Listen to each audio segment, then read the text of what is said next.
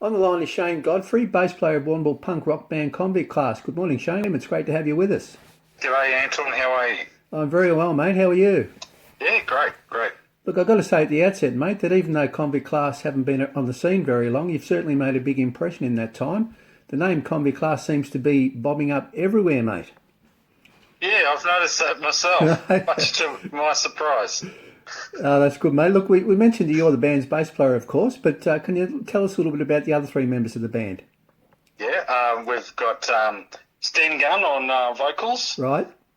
We've got Al on drums and Ben on guitar. Fair enough, mate. And what about how Convict Class came to be, when the band formed, and how you all came together to form Convict Class? Well, Ben, Al and myself have been jamming on sporadic Sunday afternoons in West Warrnambool for about 5 years, I suppose. Right. And we just wrote. We weren't doing covers or anything. We were just doing our own riffs and turning them into songs. And but none of us wanted to sing. No, we had no desire to do lead vocals as well. And we toyed the idea with Al doing them and getting another drummer in, but we never got that far. Right. And then Al and I both know Shane or Stenny through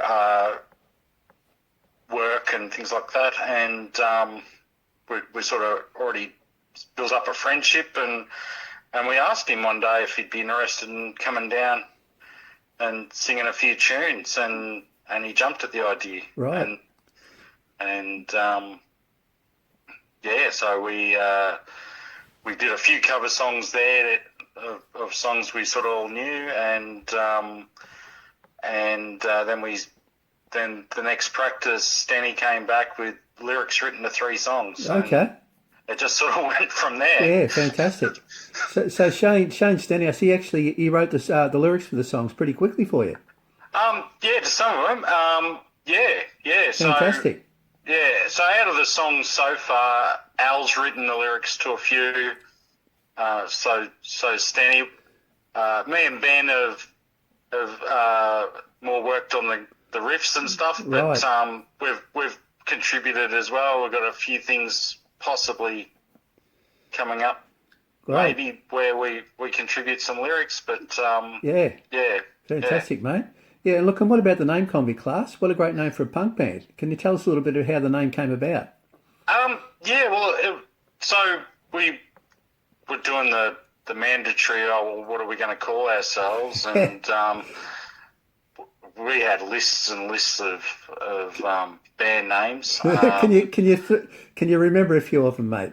Throw a few. I can certainly do it. And we actually landed on one called Nasty Canasta, which is a Looney Tunes character. Right.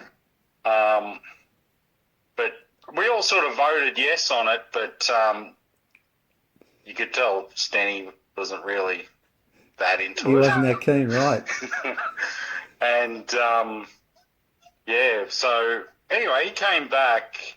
I think it was a couple of weeks later. We hadn't booked any gigs or anything, so nothing was set in stone. And someone said to him about it should be called the Convicts or something like that. Right. And not that we've done any time, by the way.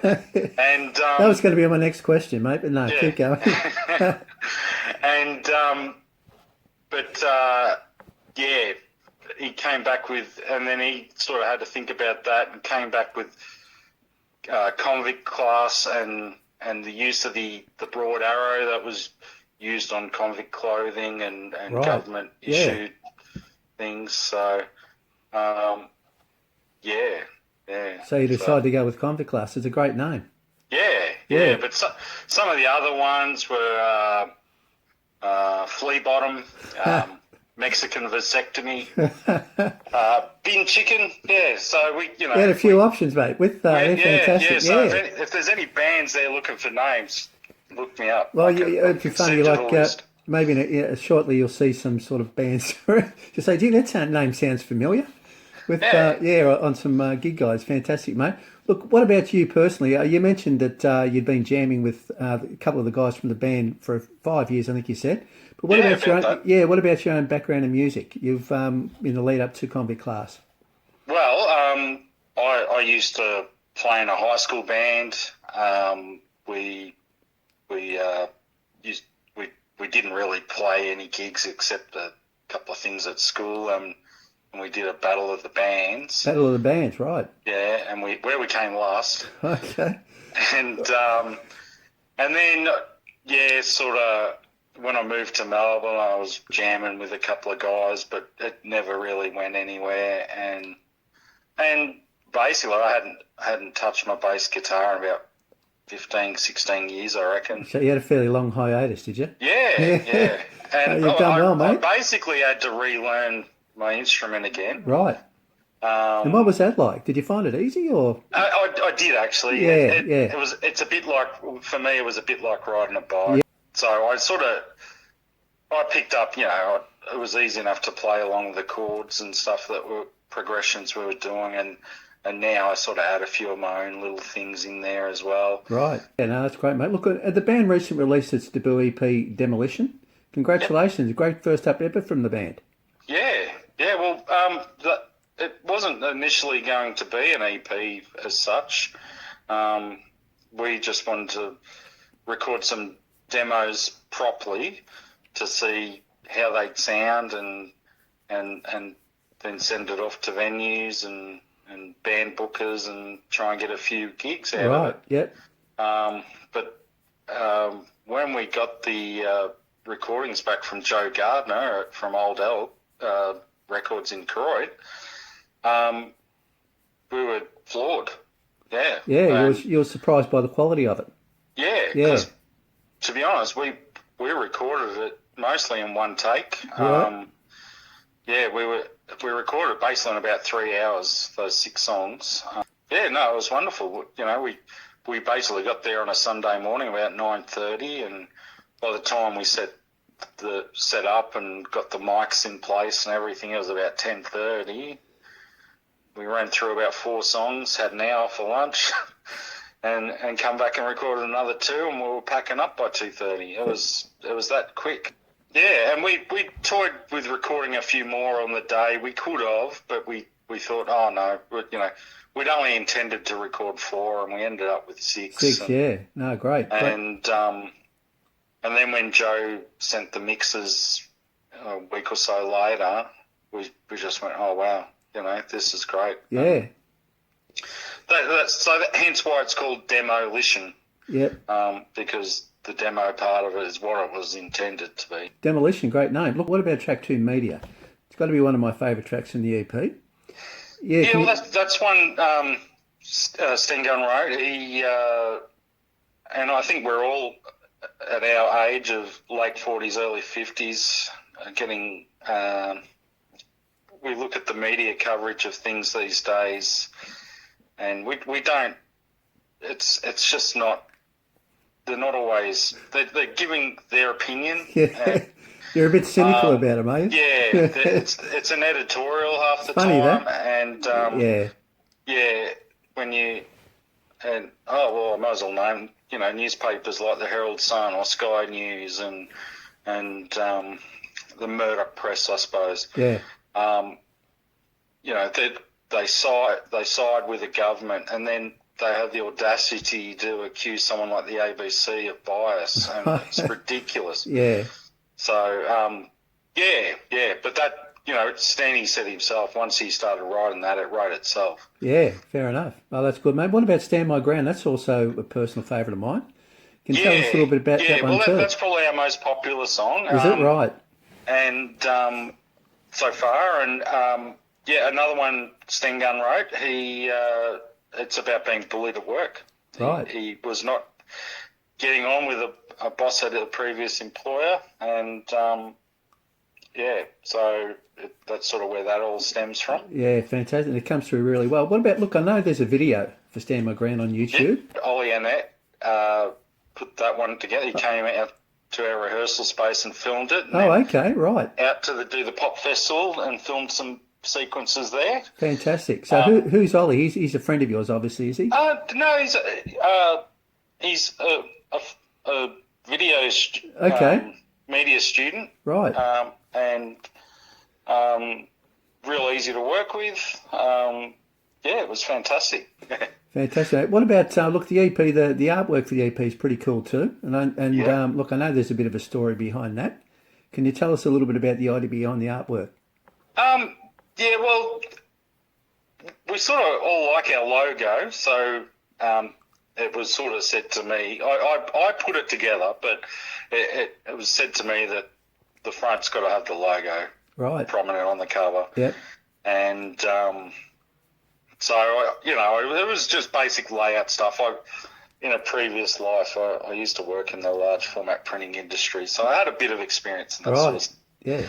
And then, with the the photo on the back is a Catholic church being demolished, right? Which sort of ties in with one of our other songs, "One True God," right? And we had to get permission to use it. Well, we sought permission to use it beforehand, but the photographer in Philadelphia in America was more than happy for us to use it. Right, fantastic. Well, that's really good, mate. Well, look, and what about future releases for the band? You got any plans in place to hit the studio again anytime soon? We after the next run of gigs, we're talking late March, April. We hope to go in the studio again. Great. There's about 4 or 5 songs we haven't recorded that we play live, and there's another. There'd be at least 5 or 7 songs that are nearing completion, and then there's a bunch of other songs that are nowhere near completion. Right. So you're looking at an album, are you? Possibly. Yeah. Right. Or we might do another EP. We haven't decided until we've recorded them. I suppose we'll decide what we'll do. Fair enough, mate. That's great. There's been a little bit of interest after the EP from one label, and we may do a single or something with them. But okay. We haven't decided yet. Yeah, no, great, mate. Exciting times ahead. Look, in relation to gigs, I know the band's been getting plenty of regular work in your short history so far. Pubs, festivals, even a bowling alley. How have you found the gigging so far? Look, it's been a lot of fun, especially meeting other bands and playing to people. So we have a really good. It's been really fun with that. Right. Of course, we'd love to play shows in Warrnambool, but unfortunately, there just doesn't seem to be any venues available at the moment that'll have us. Right. And a lot of bands are finding that if they're touring or other local bands. Yeah. Yes, but I mean the Loft is greatly missed. Right. Yeah. Or a place like the Loft. Yeah. Which would have been an ideal venue for you guys. Yeah. Yeah, absolutely. Yeah. And but look, we've played in Melbourne a couple of times. Right. Which has been good, and Hamilton a couple of times. Do the Pop Festival in Port Campbell was great. Yeah. And that's fantastic, mate. Look, and before we let you go, what about upcoming gigs? I know you've got quite a few things in the pipeline. How about, can you tell us a little bit about some of those? Yeah, of course. Well, we're back to Melbourne on the 29th of January for a Sunday afternoon gig at the Last Chance Rock and Roll Bar. Yep. And then we're in Port Fairy for the Down South Festival, where we're playing with Bad Dreams, Civic, Coffin, Future Sock, Socrates, Queenie and a Band, The Blowers, Eye Roll, Grond, Bluestone River Band, which also features Joe Gardner. Yeah, fantastic lineup, mate. And Whipworm. Great stuff, yeah. And then after that, being that Stenny's from Broken Hill, it's always been on our to-do list to go and play in Broken Hill. And we are doing that on the 4th of March. We are going to jump in the car and travel 10 hours to visit Broken Hill. Fair enough, And mate. we're going to play Mildura on the way up. Great, yeah. So you're actually venturing interstate. That's fantastic, Yeah, mate. Yeah. yeah. And, we've got a lot of supporters in Broken Hill, and which is great. And actually, we've got lots of supporters around the world now, it seems. Yeah, fantastic. Just last night, we got a message from Poland and listeners in Pakistan, and so that's great, mate. Yeah, that's great. Look, thanks so much, Shane, for joining us today. It's been an absolute pleasure, mate. Yeah, no, thank you. And look, good luck with the EP Demolition.